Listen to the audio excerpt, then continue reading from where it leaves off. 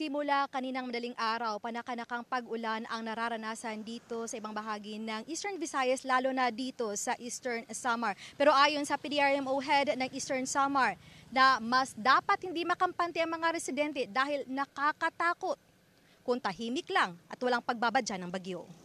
Ang linaw pa ng dagat, may mga konting pag-alon.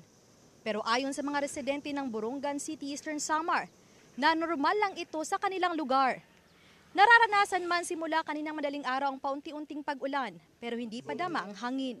Pero ayon kay Engineer Thomas Campomanes, PDRRM officer ng Eastern Samar, na ito ang kinatatakutan nila. Kaya naman simula kaninang alas 5 ng umaga, naka-red alert status na ang buong probinsya. Ibig sabihin, nakahanda na lahat ng departamento ng mga LGU at ang mga ahensya sa health, BFP, kapulisan at iba pa. At kahapon pa lang nakahanda na itong mga gamit para sa rescue operation.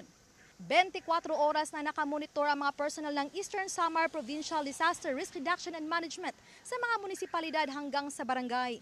Mga rescue vehicle ang naglilibot na sa mga barangay. Samantalang minumonitor ng mga kawani ng Bureau of Fire Protection ang sitwasyon ng mga ilog at ng karagatan. Naka-preposition na rin ang mga food packs o food assistance. Inihahanda na ang sako-sakong mga bigas at kahon-kahong canned goods. May mga hygiene at family kit din. Binabantayan na rin ang mga flood-prone at landslide-prone areas, lalo na sa 6 na munisipalidad ng Eastern Samar na nakataas ang Storm Signal number 2. Naka-alerto na rin at nakahanda na ang kagamitan ng mga kawani ng Philippine Coast Guard ng Eastern Visayas at ng 801st Infantry Bantay at Gabay Brigade, 8ID at Philippine Air Force para sa operational readiness at agarang aksyon kung may mga emergency dulot ng Typhoon Opong.